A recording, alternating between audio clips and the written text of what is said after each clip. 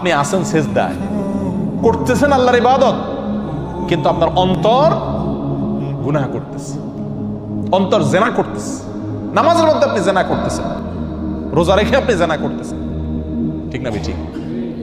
প্রিয় ভাই, যদি আমাদের চরিত্রগুলোকে আমরা হেফাজতে রাখি, বিশেষ করে যুবক ভাইদেরকে বলবো, যুবতী বোনদেরকে বলবো, এতদিন যা হয়েছে সেটাকে যদি অতীত রেখে জীবনের নতুন পৃষ্ঠা খুলি, আমার চোখ কোনো পরনারীকে দেখবে না, আমার চোখ আল্লাহর ভয়ে পানি ছাড়বে, আমার চোখ আল্লাহর কালাম পড়বে, মায়ের চেহারা দেখবে, বাবাকে দেখবে, হালাল জিনিস দেখবে, হারাম জিনিসে চোখ দেখবে না।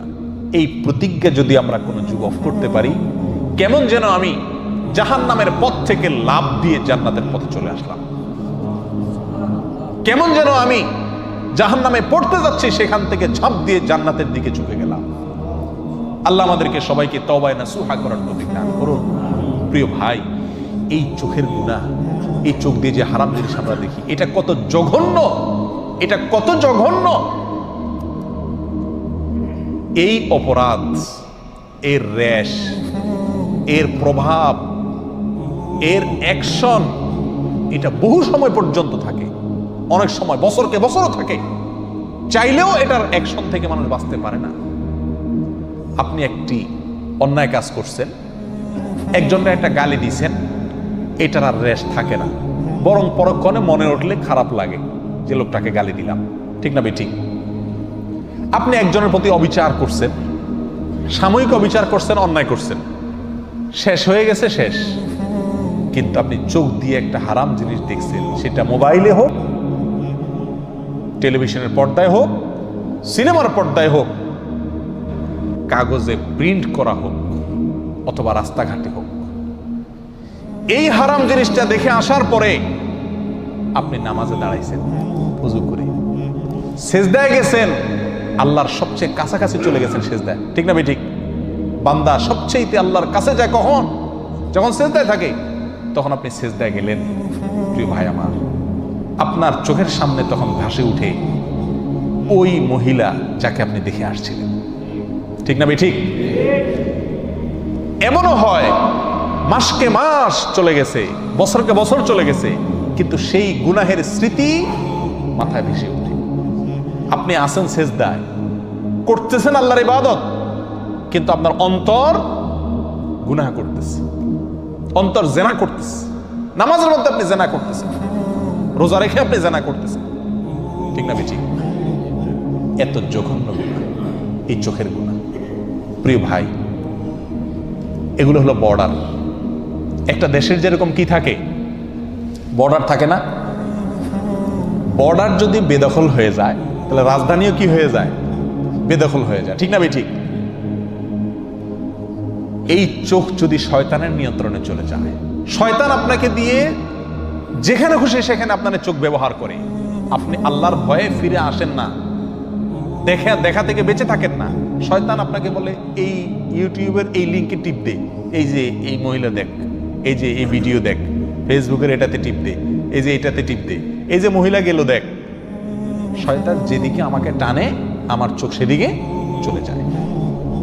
যদি এরকম হয়, যদি আমি এরকম কন্ট্রোলের বাহিরে হয়ে যাই, তাহলে কেমন যেন আমার শরীরের বর্ডার, এই চোখ, মুখ, কান, এগুলো আমার শরীরের কি রে ভাই? বর্ডার। বর্ডারের বিভিন্ন পয়েন্ট থাকে না, ঢোকার জন্য, বাইরে হওয়ার জন্য। এই কান, নাক, মুখ, চোখ, এগুলো হলো আমাদের শরীরের কি রে ভাই? বর্ডার। এই বর্ডারগুলো যদি শয়তানের নিয়ন্ত্রণে থাকে, এগুলোকে যদি শয়তান তার যেখানে খুশি সেখানে আমাকে দিয়ে ব্যবহার করায়, তাহলে আমার শরীরের যে রাজধানী, অর্থাৎ কল্ব, আমার যে অন্তর, সেটা কার দখলে যাবে? শয়তানের দখলে যাবে।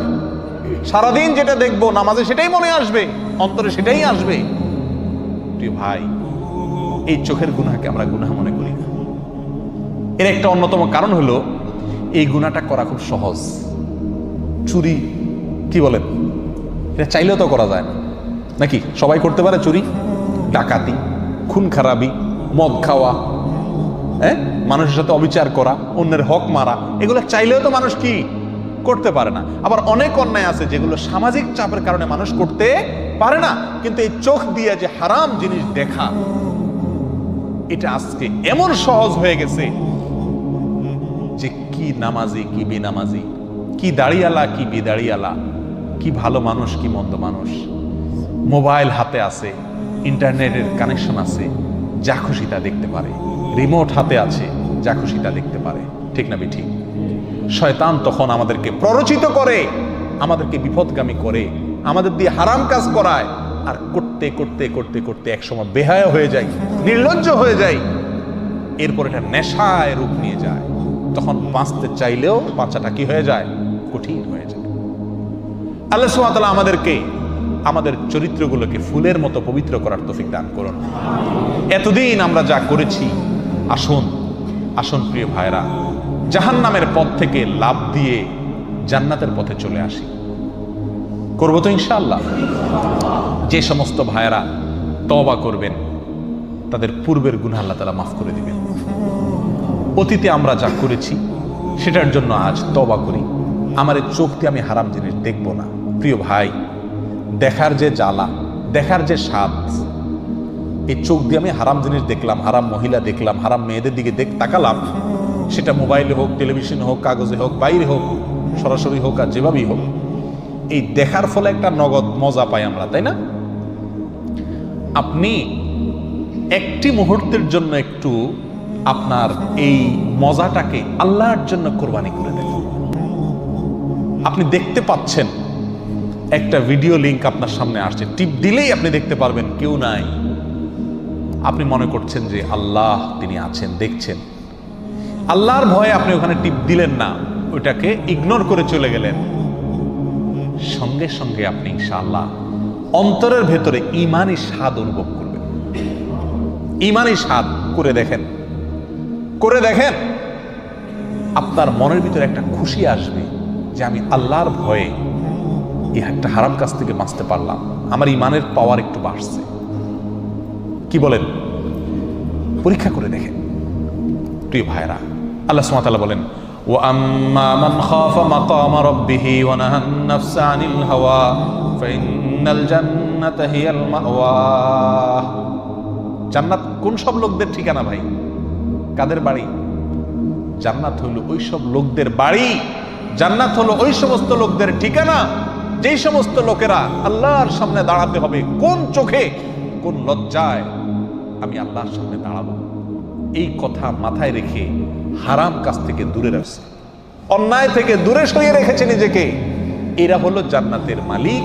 এরাই জান্নাত হলো এদের ঠিকানা, জান্নাত হলো তাদের বাড়ি। করবো তো ইনশাআল্লাহ? নিজের মনের সাথে যুদ্ধ করবো তো ইনশাআল্লাহ?